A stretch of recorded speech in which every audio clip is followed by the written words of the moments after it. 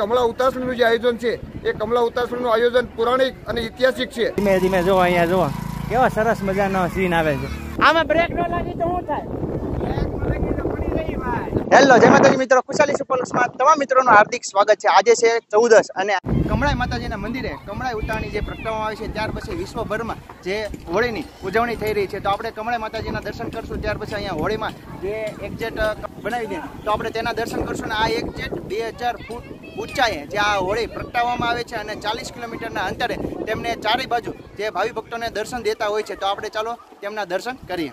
કમળાઈ ઉતાણીને દિવસે અહીંયા જે લાખોની સંખ્યામાં ભાવિ ભક્તો આ જગ્યા ઉપર આવે છે. અને આ જગ્યા એક એવી છે ને કે જંગલની વચ્ચોવચ કહી શકાય કે આજુબાજુ સરસ મજાની નાની મોટી પર્વતમાળાઓ આવેલી છે. અને અહીંયા તમે જુઓ તો ખૂબ સારા એવા માંડવા પણ નાખેલા છે. ઘણા જે પાણીનો પરબ તેમજ સાસનો પરબ એમ ઘણી બધી વ્યવસ્થા જે અહીંયા કરવામાં આવી છે. અને હું તમને આજુબાજુના પર્વતમાળાઓ તમને બતાવી દઉં કે કેવી સરસ મજાની પર્વતમાળાઓ છે.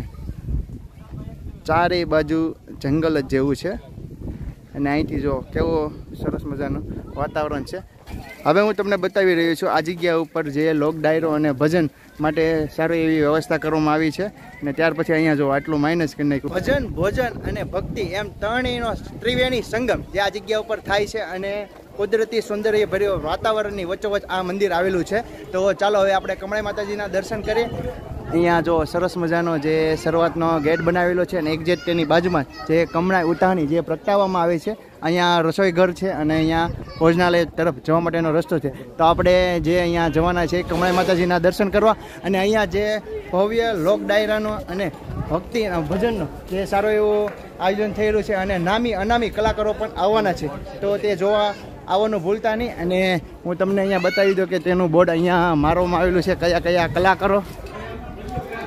ભવ્ય લોક ડાયરોનું આયોજન દેવાતભાઈ ખવડ, બ્રિજરાજ ગઢવી, શૈલેષ બાપુ એમ ઘણા બધા અલગ અલગ નામી અનામી કલાકારો આ જગ્યા ઉપર આવવાના છે. હવે આપણે અંદર એન્ટ્રી કરી રહ્યા છે અને જોઈ રહ્યા છો ઘણા ભાવિ ભક્તો અત્યારે આવી રહ્યા છે. બોલો કમળાઈ માતની જય. અને અંદરની કેવી વ્યવસ્થા છે તે હું સંપૂર્ણ માહિતી દેવાનો છું. અહીંથી જે એક બીજો રસ્તો જાય છે આ જગ્યા ઉપર કમળાઈ માતાજી પ્રગટાવવામાં આવે છે. એ પહેલાં આપણે અહીંયા માતાજીના દર્શન કરી તેમના આશીર્વાદ લઈ લઈએ. અને ઘણા ભાવિ ભક્તો જો કઈ રીતના ઘણા બધા આવે છે અને અત્યારે માતાજીના દર્શન કરીને કમળાઈ માતાના દર્શન કરવા જાય છે. જય કમળાઈમાં. અહીંયા જે આ કાર્યાલય છે અહીંયા જે કાંઈ સેવા દાનમાં પહોંચ પાડવા માટે અહીંયા કાર્યાલય બનાવવામાં આવેલું છે.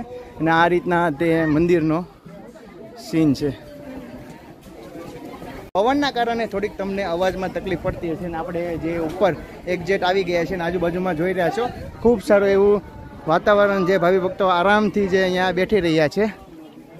અને હવે આપણે જઈશું કમળાઈ માતાજીના દર્શન કરવા માટે. એક્ઝેક્ટ કમળાઈ માતાજીના ડુંગર ઉપર પહોંચીને આપણે માતાજીના દર્શન કરવા માટે હાજર થઈ ગયા છીએ. અને અહીંયા સર્વપ્રથમ જે ખૂબ સુંદર મજાનું જે ચબૂતરો બનાવવામાં આવેલું છે.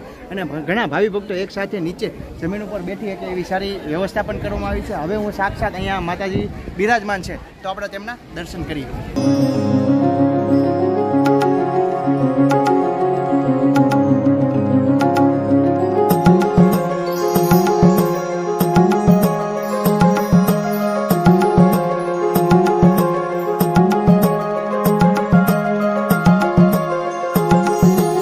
માતાજીના દર્શન કર્યા. અને હવે તમને હું બતાવવા જઈ રહ્યો છું અહીંયા જે ઉતાણી જે પ્રગટાવવાની છે. અને અહીંયા વિશ્વમાં કહી શકાય કે સર્વપ્રથમ જે આ જગ્યા ઉપર ઉતાણી પ્રગટ્યા પછી જે હોળીની શરૂઆત થતી હોય છે. અને કમળાઈમાંનો કઈ રીતના ઇતિહાસ છે તે સંપૂર્ણ માહિતી હું તમને આગળ બતાવી. અહીંયા તમે જે જોઈ રહ્યા છો ને તે કપાસિયા જે અહીંયા માતાજીને ધરવામાં આવે છે. ત્યાર પછી અહીંયા તેમની મનોકામના પૂર્ણ થતી હોય છે. એવી ઘણી બધી માનતાઓ જે અહીંયા ભાવિ ભક્તો આ જગ્યા ઉપર આવે ને તેમની માનતાઓ પૂર્ણ કરે છે. અને આ 14ને દિવસે આ જે હોળી કમળા ઉતાણી પ્રગટાવવામાં આવે છે. અંદાજિત 2000 ફૂટ ઊંચાઈએ આ જગ્યા ઉપર હોળી થાય છે. અને આજુબાજુમાં 40 કિલોમીટર સુધી જે આ દર્શન થતા હોય છે આ હોળી માતાના.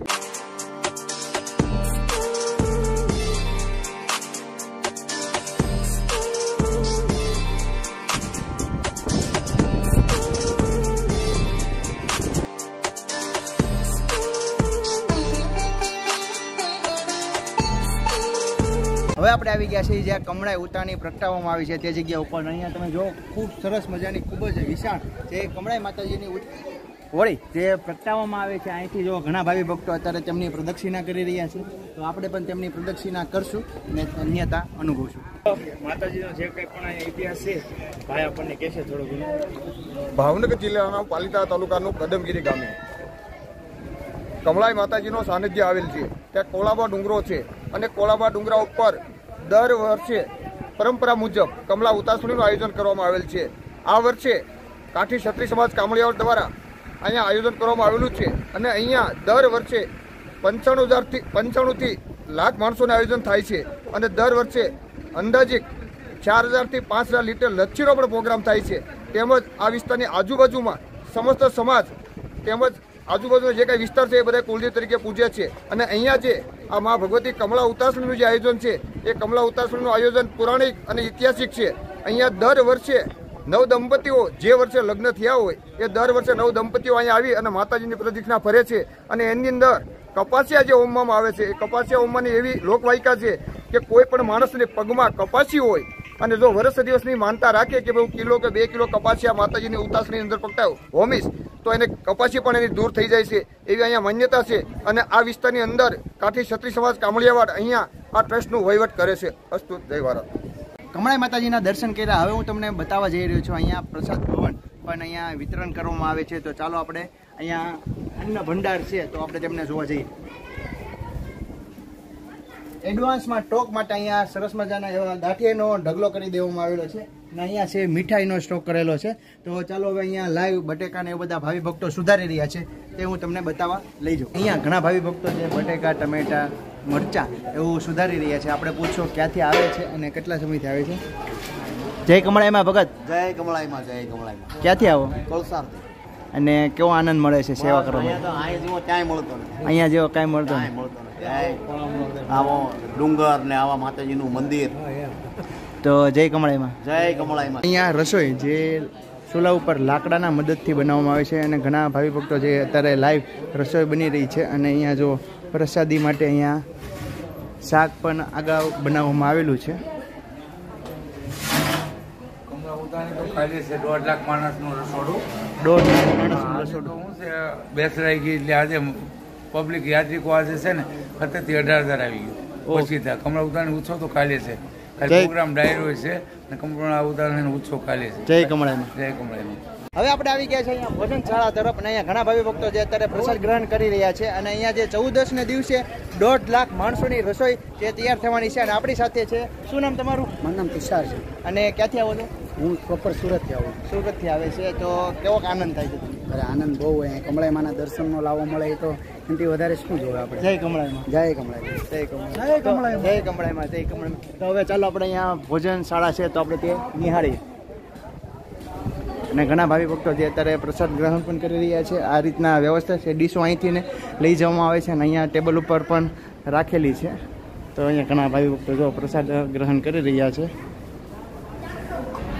પ્રસાદીમાં કઈ કઈ વસ્તુ છે તમે જો અહીંયા શું કહેવાય ભગત તમને? એમની હા પ્રસાદી છે. ત્યાર પછી ગાંઠિયા, શાક અને ખીચડી. આ રીતના જે ભાવિ ભક્તો પ્રસાદી લઈને પ્રસાદ ગ્રહણ કરી રહ્યા છે.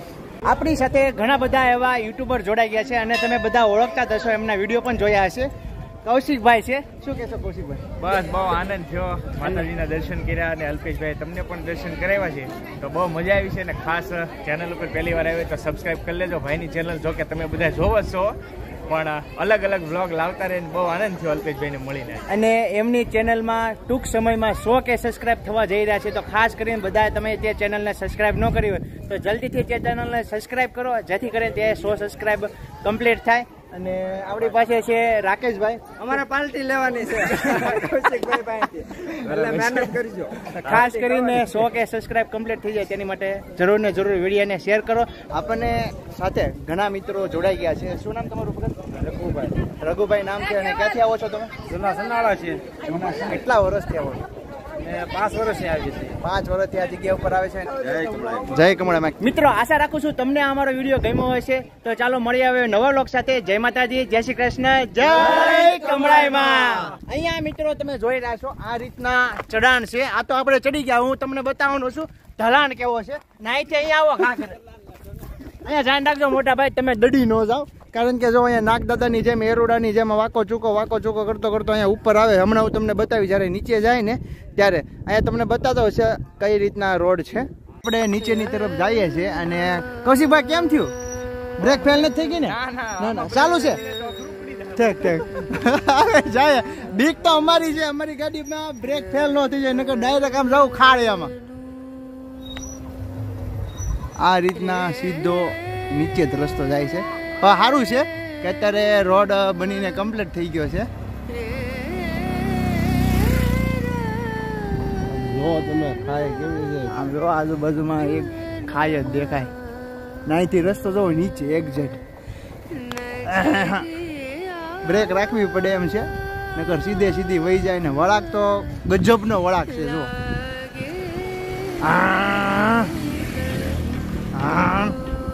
કહેવાની વાત એ છે કે અહીંયા વળાક છે ને એક્ઝેક્ટ પડખેથી ને નીચે વયો જાય. જો પડખે તમે રોડ જોઈ શકતા છો. આ ભાઈ જો ગાડી લઈને ચડાવે. જો ઊભી રહી ગઈ. આમ થાય જો ડાયરેક્ટ ગાડી છે ને વળાક ન વળે એટલે આમ લાંબો રાઉન્ડ મારવા જવું પડે. ત્યાર પછી આમ ધીમે ધીમે જો અહીંયા જો કેવો સરસ મજાનો સીન આવે છે. આમથી ગાડી ઉતરતી હોય. જય માતાજી બાપલિયા. જો આ રીતના રસ્તો છે અને આપણે આમ ઉપરથી આવ્યા. અને મિત્રો આપણે જ્યારે સડ્યા ને ત્યારે દુનિયાનું પેટ્રોલ બીજામાં જ હાલી. અમે મિત્રો જ્યારે સડ્યા ને ત્યારે પહેલા બીજામાં જ એકલી ગાડી હાલી ત્યારે માંડ સડી અને ગાડી છેલ્લે જતા જાય ધવાડા ખડવા બધી. હવે તો બંધ કરીને તડી જાય ઓટો બંધ જાય છે. હવે તો એ ધ્યાન રાખવાનું કે આમાં બ્રેક ફેલ ન થઈ જાય નકર આપણે જાય ફાળિયામાં. બરાબર ને? ઓલી હવેલી બતાવો મોરારી બાપુની હવેલી બતાવો. આમાં બ્રેક ન લાગી તો શું થાય?